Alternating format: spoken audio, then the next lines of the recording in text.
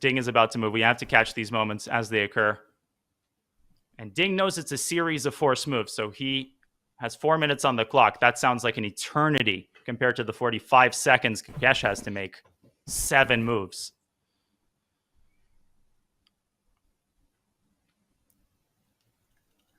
What a tense moment. The players are living this. And at this point, if Gukesh could save the game, then he would have the continuation of the match with psychological advantage. It would feel sweeter than a victory.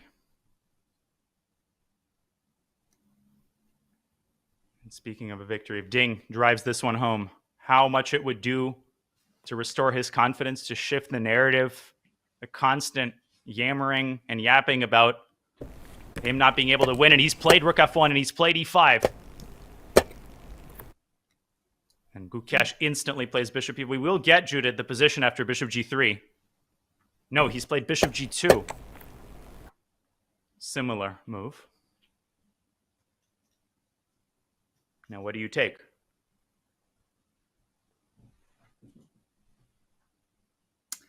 Well, maybe the best is to go Bishop F5 and Bishop E4. Isn't that...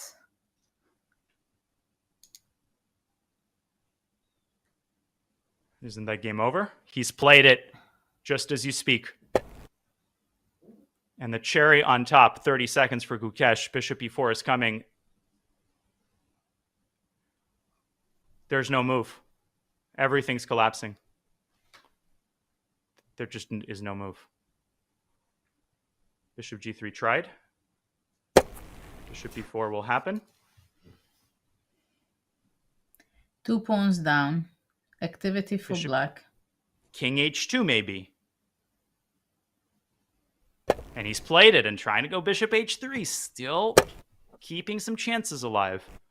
But I think they're phantom chances. What's the finishing touch now for Ding?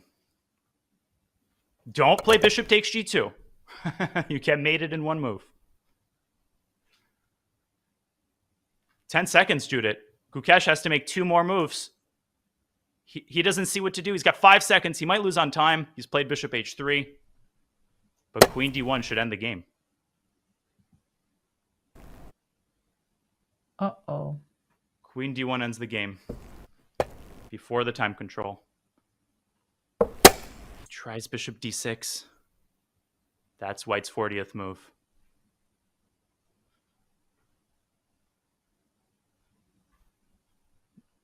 What's the easiest win, Judith? Is it Queen H1 and D4, or do you simply go for the A2 pawn? Well, it's tempting. I would go for the... well, why not to take that pawn? Bishop B6. You have a hiding spot. I think that must be the simplest. 90 seconds now to make the final move. You called it a long time ago. Look at the time management for Ding. He's left himself with a perfect amount of time to find what is likely to be the final move of the game. If he can choose a surgically precise path, but that doesn't seem difficult.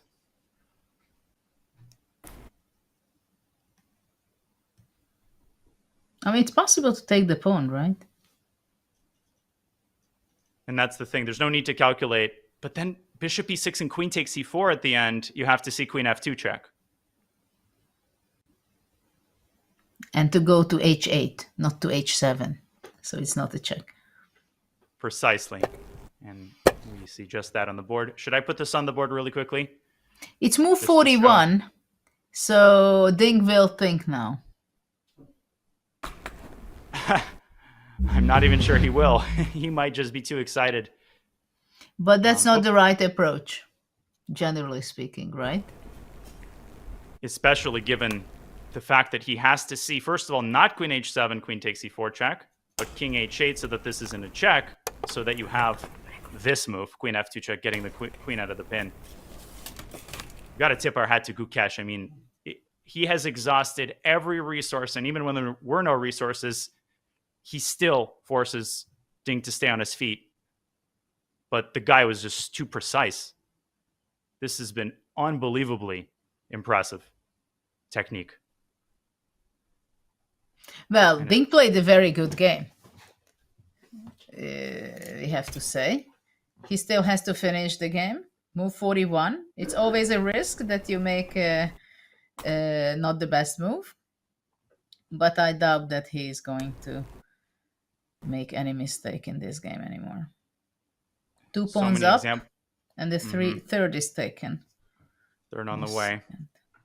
And they're adjusting their score sheets, just making sure their notation is right after the time scramble. We remember Nepo Caruana Nepo, that 41st move can be a nightmare.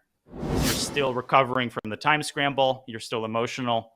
And it's easy to play too quickly. But the calculation here is too straightforward for someone like the world champion to mess up.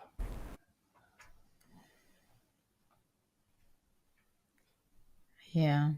Queen c6 is also a very powerful move if you don't want to allow the bishops to be powerful. Oh. And the worst part is he's got 30 minutes to figure this out. The pain now for Gukesh starts to set in.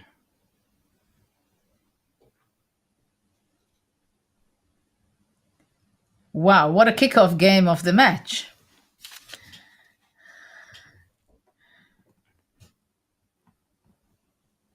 Still hoping for a miracle, but if the miracle would have come, it might have come before the time control. Bishop c5, I think, is what Gukesh will be kicking himself for, not playing bishop c5, because it looked, had he played bishop c5 and then queen c2, yes, like Black's problems were very serious in time pressure. Well, this is what I remember my coach said, Lev Psahis, long time ago when I was playing on the very and my coach top level also, that whatever happens, stay focused because you always get another chance. Of course, when you go for the highest tournaments, it's not always. But even here we can see we have queen a2 on the board. He couldn't resist making it so fast. I didn't know Psakis was your coach. He was also my coach, and he has worked a lot with Indian players for many, many years. Yes. Yeah, true. And even in this game, right? Sorry. That Ding played all these great moves after knight b6, knight c4, bishop d7, all the way, that probably like 10 moves, just the best moves. Even after that, he didn't play the most accurate way in a world championship match. And this bishop c5, queen c2 could have given him quite a headache and maybe even saving the game by Gukesh. Game that keeps you on the edge of your seat has two authors, and Gukesh deserves a lot of credit for h4 and knight e2. That was an incredible resource. It set him up to what would have been an incredible comeback if he had found bishop c5 and then converted that counterplay into at least half a point, which of course is a big if. And for Gukesh, a lot has to happen on the emotional front, right? This is just the first game. He has displayed incredible emotional maturity, composure, and that will be put to the test as he prepares for the second game with the black pieces. But he has been up to the task so many times in his career. So I'm sure there will be no panicking going on among his team, among Gukesh. But you come home, you prep for the second game, you do what you do after every game. Judith, you're so experienced with the highs and lows of a chess career. I don't think that he's going to be, looking at scenes of the apocalypse after a setback in only the first game. Well, this is not exactly how he planned. I'm pretty sure about that. And it's not easy. It's very, very difficult. Also, we see now Gukesh sitting at the board, closing his eyes. Of course, you need a lot of strength to be able to deal with these moments right now for him. Because there were a lot of things happening in this game, emotionally and on the chessboard. And for sure, he will have to recover it in every way. But in principle, of course, he understood and he knew, and we all understand that anything can happen. You can lose the first game, you can win the first game, whatever. But when you're actually dealing with it, and actually it happens, not only a theoretical scenario, that it can happen, it is extremely difficult to deal with. And of course, how you're kicking off in a tournament, and of course, as we discussed it in the beginning, a match is a completely different story, because you lose, the other one wins. You can't catch up when one is winning. And also for Ding's self-confidence, I think this victory is immense. It is so important that he shows his strengths, he shows his ability, he shows that he knows what he's doing. He can, even in a difficult position, or what we've seen that after the opening it was kind of a difficult position, or we both took for white pieces, right? He sat there, he figured out how to deal with it, he found the best plan, and he executed it. And then he switched, and he also speeded up his moves. So he was able to turn around the whole game in starting from move 17 or so. So this must give an incredible self-confidence to Ding, to be able to, that I'm Ding, I'm the world champion. I show you who is the world champion. This is what I'm thinking. And we see how Gukesh is thinking. It'll be his third decisive classical game against Gukesh. All 3 wins had come with the black pieces. And as you said, a statement win. Remember, Ding tells the chess world who the world champion is. And narratives, talking points, they have a way of becoming ingrained in the minds of chess fans. And this idea that, Ding, he's here by accident, it's set in the minds of myopic chess fans. But Ding was 2,800 for a long time. He is capable of an incredible level. And that Ding Liren was still there. It was hidden. We saw glimpses during the Olympiad, and he's put everything together in this first game. But at the same time, you feel Gukesh's pain, so much pressure on him at 18 years old, his first world championship match. And if you're a thinking chess fan who feels the pain of Gukesh's first loss, you got to take it easy on him. And this is still the start of his career. This is someone who's shown an unbelievable amount of poise. And the match is just getting started, Judith. I can't believe how many emotions we've already felt and how many more games there are to play. But you feel just the different emotions. It sends goosebumps down your spine.